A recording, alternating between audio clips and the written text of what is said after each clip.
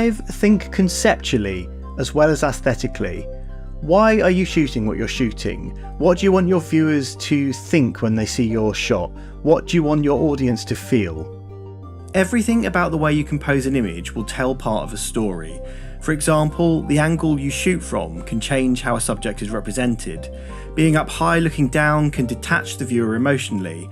It becomes more of an overview shot, very matter of fact. It's a slightly godlike position, looking down on the world below. The viewer is a privileged observer and not part of the scene. But if you shoot from ground level, then you are part of the scene, and by extension, anyone viewing the shot.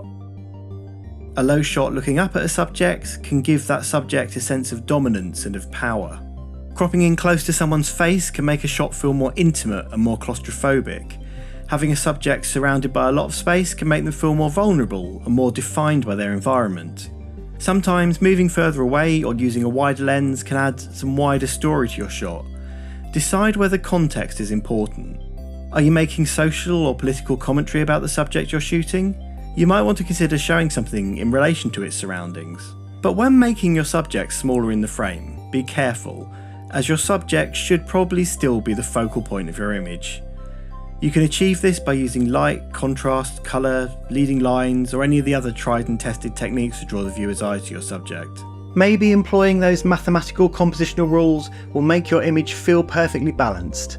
But what if you don't want it to feel perfectly balanced? What if you want your viewer to feel uneasy because of the subject matter of the photograph? Always consider what you want your image to say before you decide how to say it. Number 3. Beware the rule of thirds.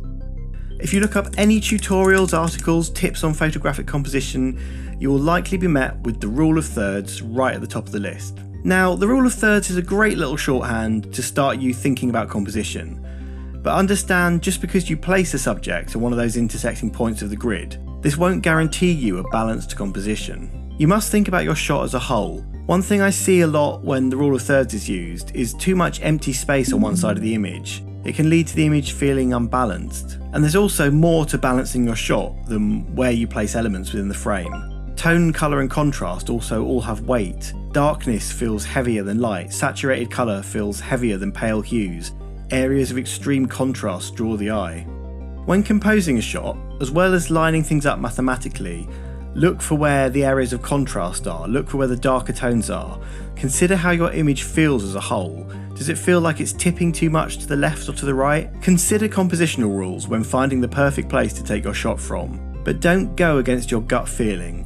If something feels right in a certain place but doesn't immediately make sense to you, then just go for it. There's probably a reason it works that you're not yet aware of. Going hand in hand with the rule of thirds is the concept of balance. A super simple way to think of this is to imagine a seesaw in the middle of your frame. A subject positioned frame left with nothing on the right feels imbalanced to the eye. The same is true for a subject in the foreground with nothing in the back. This can be mitigated by making sure something visually interesting or relevant to the story you're telling is complementing the opposite side that your subject is placed in. Or you can intentionally leave this image unbalanced if you want the audience to feel a little uneasy or off kilter. Think of balance as simply a way to make sure that the image in your frame stays organized.